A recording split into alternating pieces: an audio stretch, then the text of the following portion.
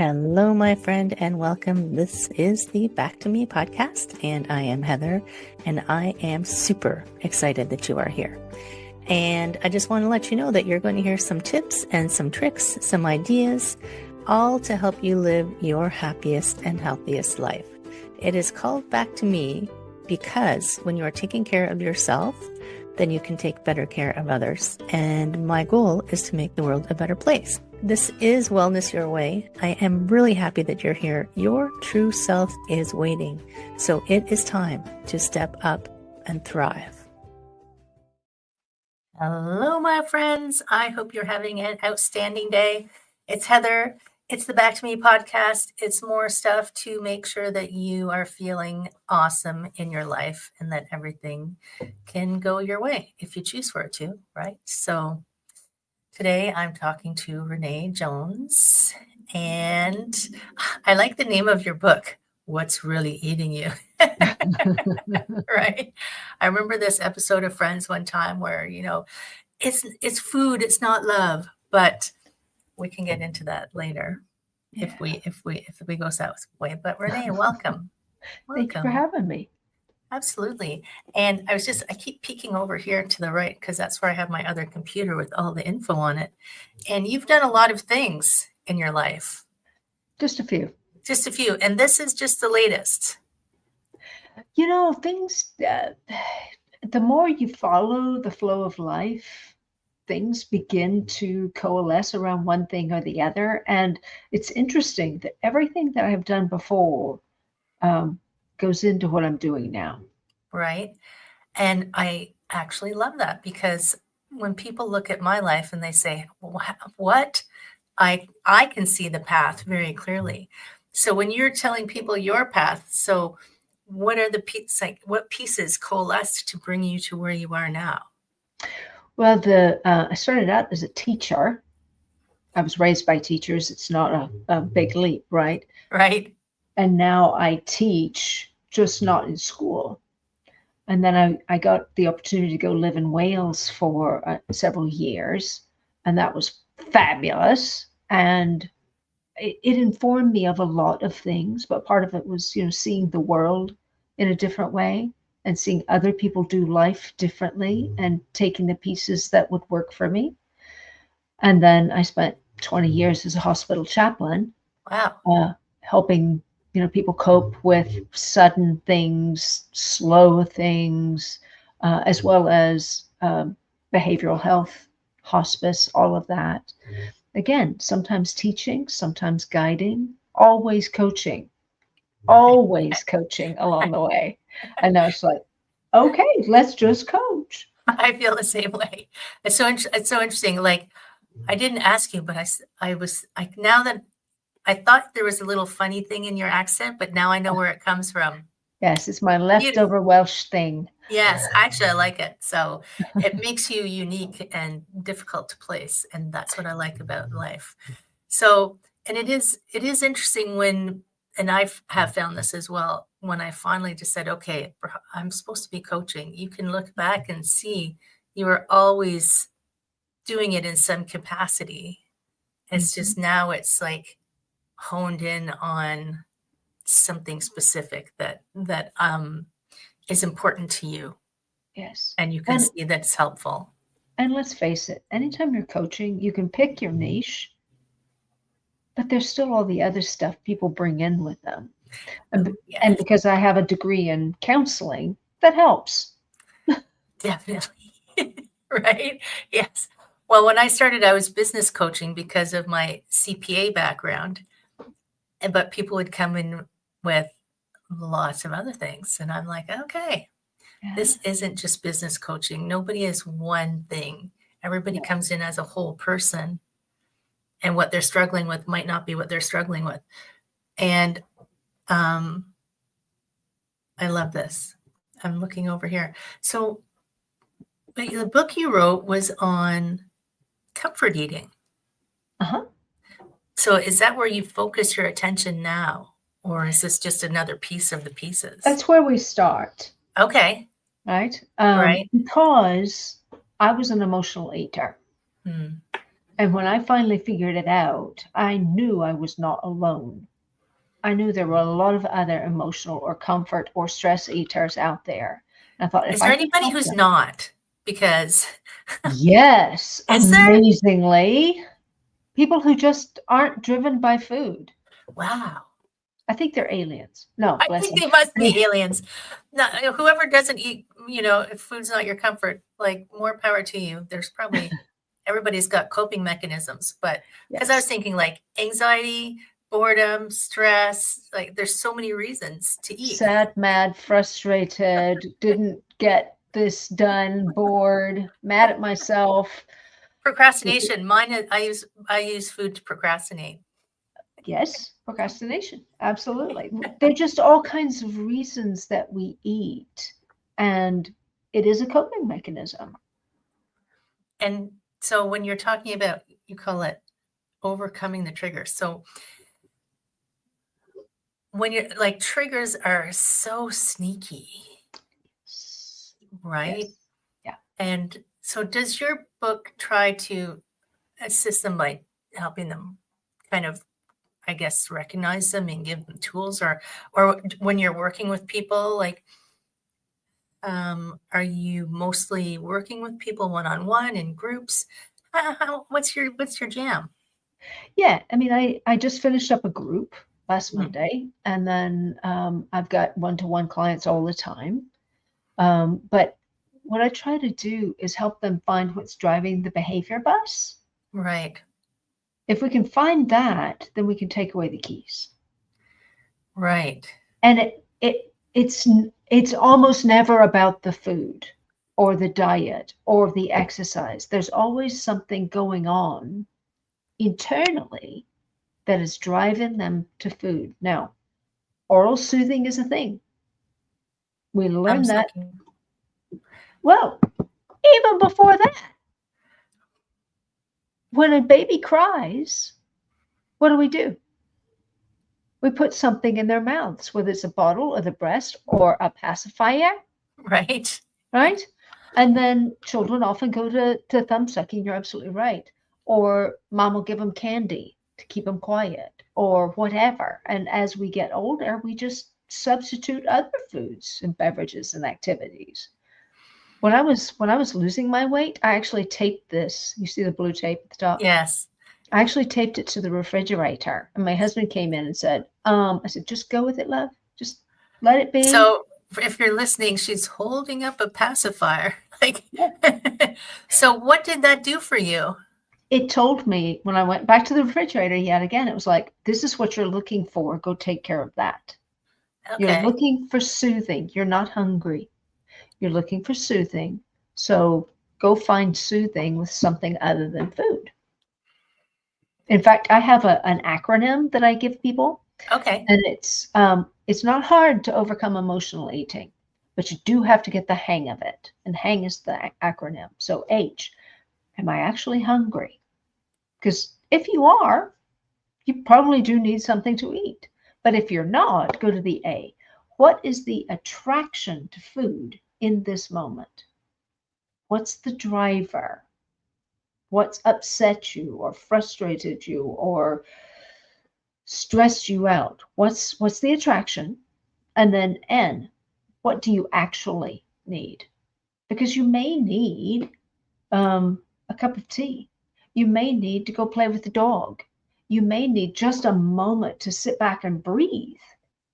You may need to call a friend and have somebody, listen to what's going on for you. And then G, go.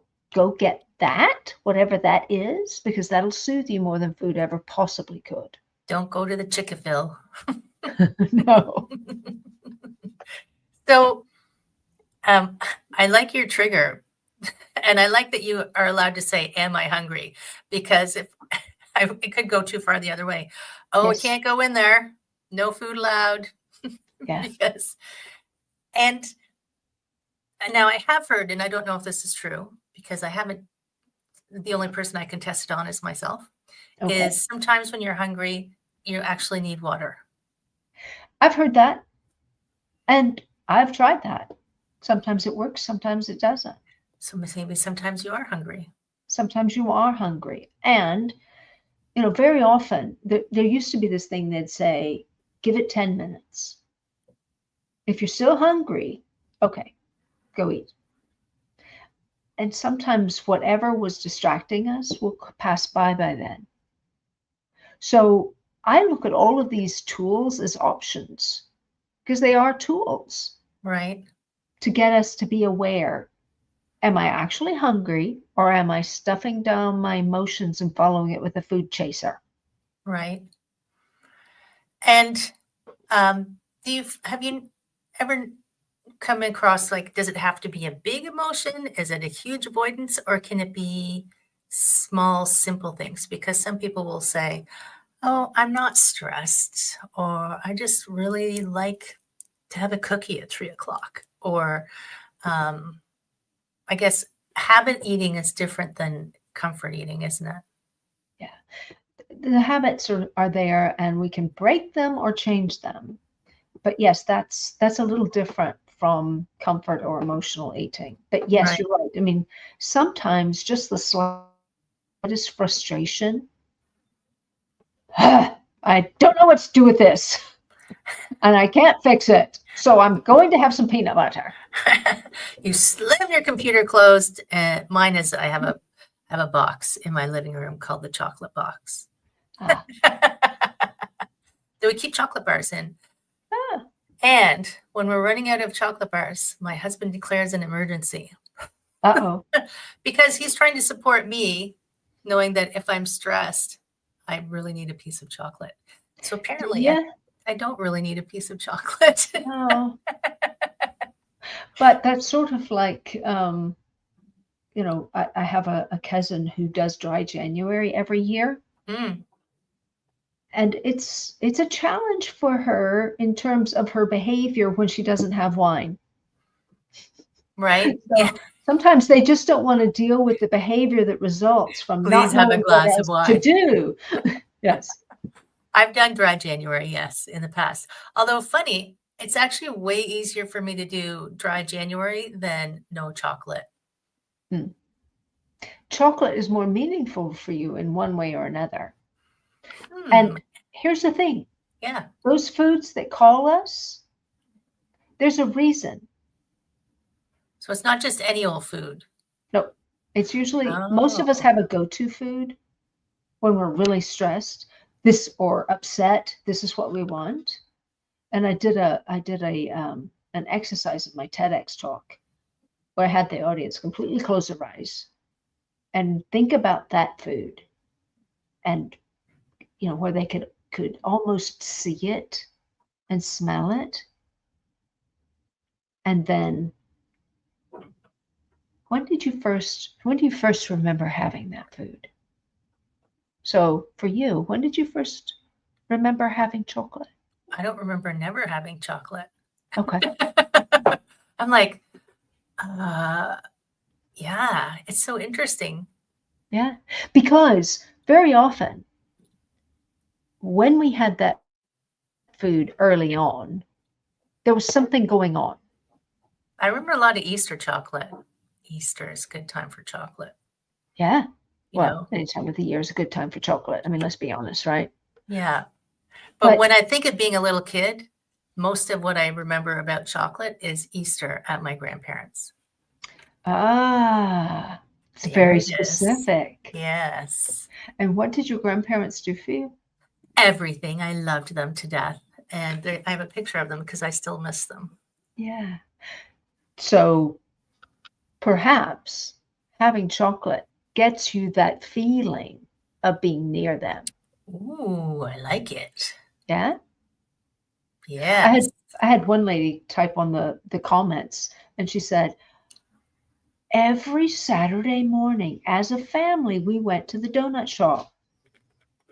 That's why I can't say no to donuts. It's like, exactly. You're looking for that feeling You want to hang with your family at the donut shop. when you're, a happy family memory.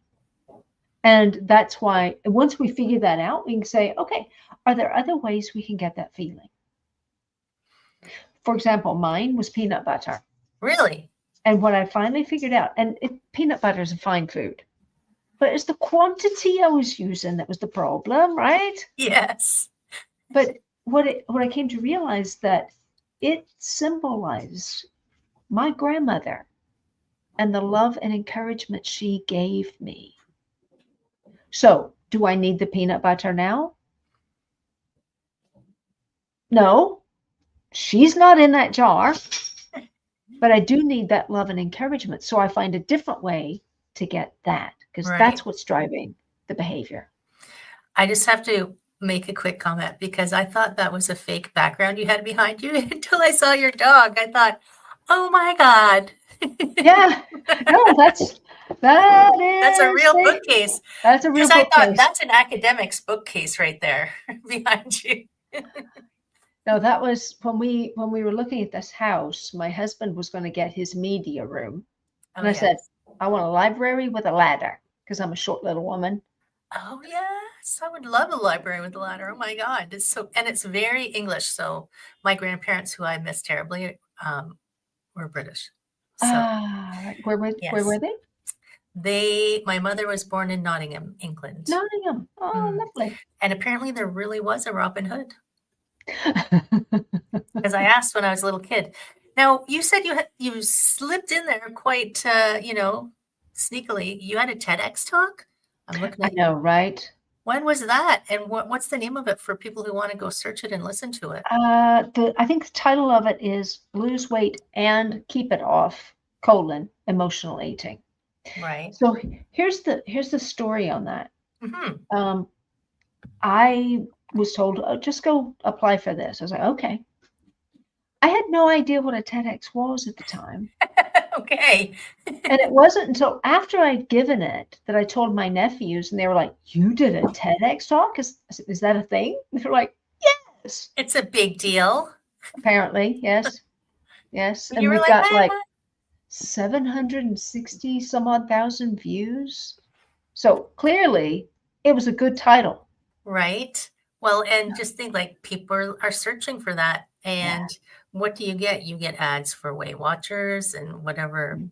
I don't know if Jenny Craig is still around, and like Noom. the weight loss industry is massive. It's huge. Yes. But if it actually did its job, it would put itself out of business. Yes. That is my sole goal in life is to put myself out of business. Right. Awesome. There's a lot of people in the world though, so it's going to take some time. Might take a little time. Yeah. Yeah. Now, if people are thinking, because, I can just remember my mom, doing Weight Watchers. Even I've done Weight Watchers, and, I did too. you lose the weight and you can bring it back.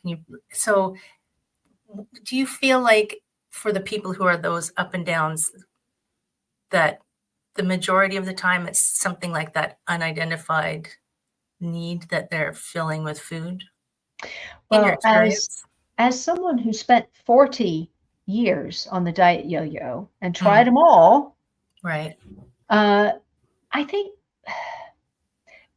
often that's one of the drivers. Emotional eating is a huge driver of being overweight. Right. But it's also the fact that we don't really learn from the diets we go on. Diets teach us what works for our bodies. Now, sometimes it works, but it's not. Well, for example, I lost my weight on one diet, but I was tired, hungry, and cranky all the time. Was that the paleo diet? No, Okay. no. It was just low fat, low calorie kind of thing. Right. Yeah. And I got really frustrated about 2 years in, and I thought there has got to be a better way. I cannot be tired, hungry, and cranky for the rest of my life. That's just not helpful. Right. And I started doing some research, and I found a way to tell what works for your body, which I Oh, now give to all of my clients. that's amazing. Well, here's the thing. I was doing this thing and I got this diet and I thought, okay, some of these foods I haven't eaten in 20 years, but I'm at my goal weight. A week of trying it's not going to hurt. I lost 2 pounds that week Hmm. and I was not tired. I was not hungry, and Mr. Jones was very happy with that I was no longer cranky. He No said, kidding. whatever you've been doing this last week, let's do that. But see, everybody's different. My cousin can't do my diet. Right. She needs more other things.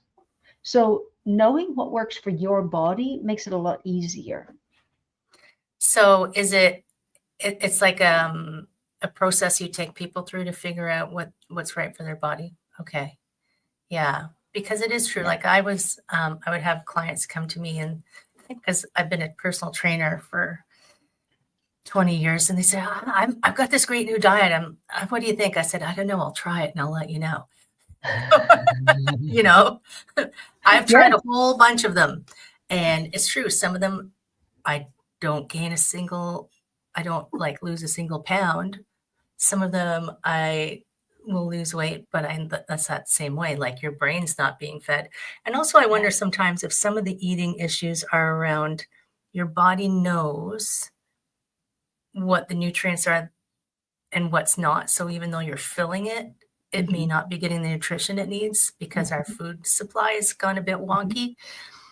So, you might be drinking the low cal pop and the, low sugar, low fat, low everything. And your body's like, I need some stuff. Yes. So it's part of the re-education, you think, around what's actually healthy eating versus just counting calories, which doesn't really. Well, calorie deficits make it work, but the question is how satisfied are you on the number of calories you're getting? And everything is different. Some are more calorie dense than others. But I heard one doc talking about how your body is always looking for protein because that's the one thing it can't make. Right. Right. So how many rice cakes would you have to get the amount of protein your body needs? And meanwhile, you're full of rice cakes. So it might as well be. So I remember this was like 25 years ago. I was on Weight Watchers, and it was back in the points system. Yes. And because I would sit at my desk as an accountant, and I was in that like, I could eat a bag of baby carrots a day to the point where the palms of my hands were orange from the keratin, but I was still hungry. Yeah. Just because I poked down an entire bag of carrots wasn't going to help me. Yeah. But protein had too many points. Can't, right? They have since changed their program, as I understand. Our poor brains, right? Our poor brains. We can logic our way through this. I can figure out a way to save enough points to have my chocolate. Yeah. Oh, my goodness. Even when I was doing the low fat, low calorie diet, I gave myself a reward in the evening. If I had saved 125 calories for the day, then I could have my one glass of wine in the evening. Wow, look at that. And it motivated me to stay on track. Right. They do say, if rewards help you stay on track with things, right? Yeah. And it's hard for humans to imagine the reward of actually feeling good every day. Yeah. Right. Like that is a huge reward. Yeah, but we can't seem to take ourselves there and believe it and stick it out long enough to do it. We need those like little shorter term rewards. Humans are so interesting. I got a text from one of my clients yesterday, and she had decided that she was going to give up sugar first of this month, and she was going to try to give up sugar. Okay. That's something I did in 2015, right? Are you still off? Yeah. Wow. Because it makes me feel so much better. I don't have those dips, those energy, just manic energy, and then I got no energy kind of things. I don't have the dip in the afternoon. So she said she'd been to her doctor that day, and he's like, "You look great. What are you doing?" And she said, "I gave up sugar 2 weeks ago." And he's like, "Really?" Yeah. She said, "I just feel so much better." And I had no idea. I said, "That's exactly it. If your body is sensitive to anything, taking it out and putting back in the things that are good for your body will make you feel totally different. Sugar makes me mean. Right. Right? So one year I had worked this out, right? And I was with my in-laws, and my mother-in-law put this plate of dessert in front of me. There was like pie cake and all the rest of it. And that was my portion. I was supposed to eat all of it. I was Oh, looking at that Lord. thing. And I looked over at my husband. He said, go ahead. I'm not going to be here, because he was leaving the next day for a business trip. So he knew he wasn't going to have to suffer Renee being. Being cranky. Yes. Yes. So, but is everyone, so I guess not everybody's going to be sensitive to the same things. And this Right. is part of what the process is. It's like which things Right. support you, which things don't support you. Yes. And some of it is biological, like your brain needs fat because Yes. that's what your brain operates on. You Yes. need water because it's the oil for your engine. You need protein because we can't build it. And how do you feel about plant-based? I guess for some people it works, doesn't it?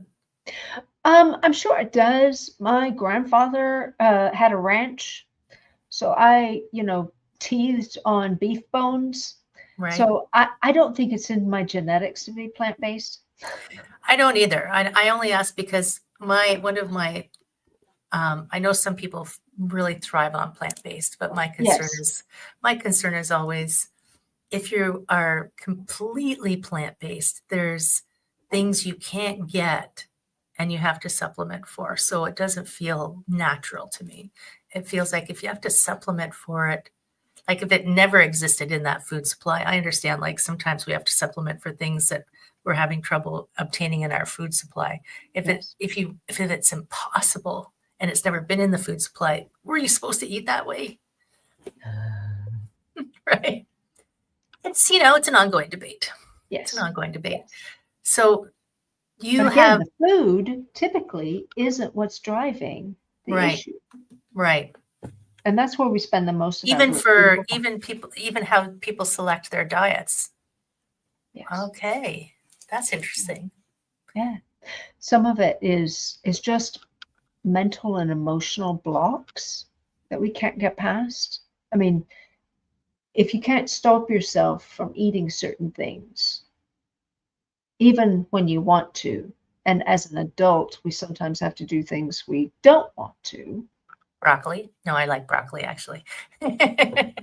What is it that is making you continue to go? It's like, what's driving that? It's not an addiction, but what is that drive toward it? And we work on that, because if we can unwind those things, you can be free of it.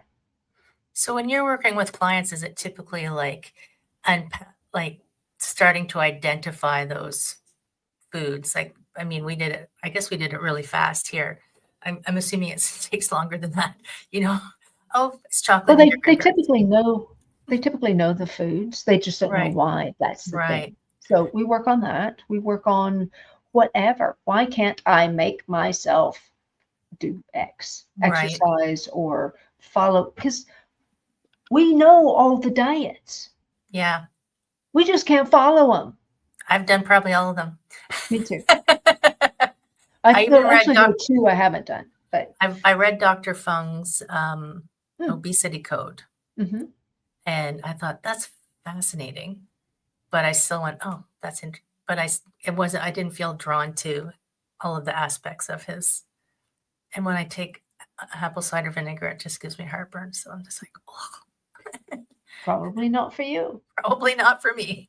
It's like, we love one size fits all. We love one answer. We love just give me a pill for it. We love to just not spend our time researching. So we appreciate the fact that you did all this research for us. Well, here's the thing.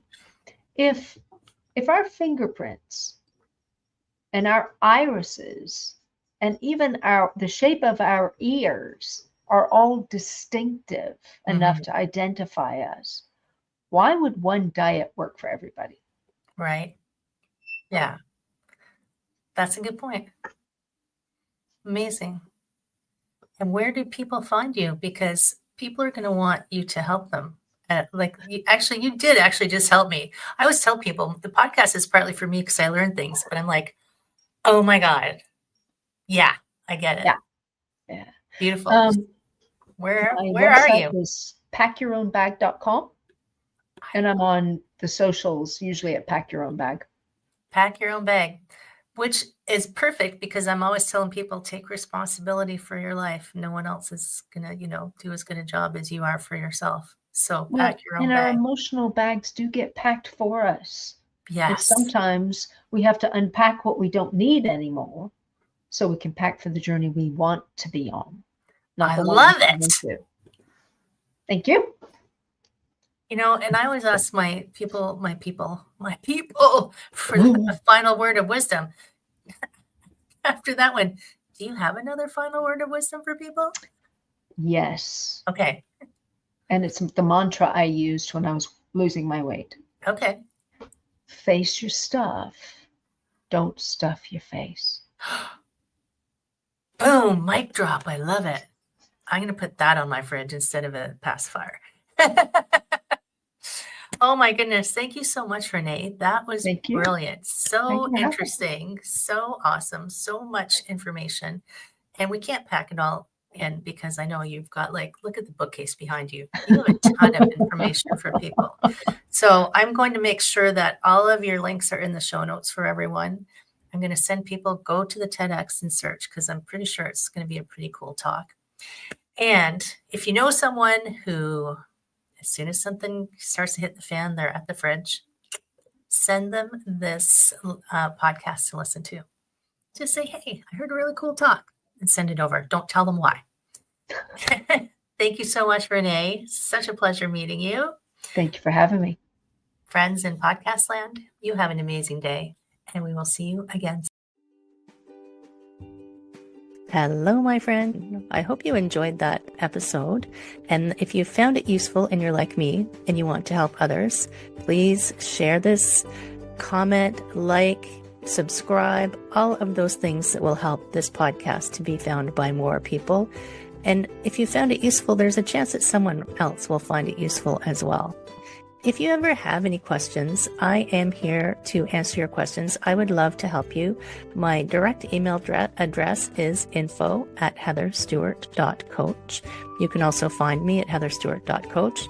And if you go over to my website, you will find copies of the podcast. You'll find the link to my Instagram and my Facebook. And I do have a personal request because I do want to help as many people as I can with these podcasts. So if you could give me a review, and my friend, I would love if you gave me a good one. If you could share this, if you could send it out into the world, I would truly appreciate it. I hope that you have an amazing day. I hope that you are finding your way back to wellness by getting back to me. Take care, my friend. Be well, and we will see you again next time.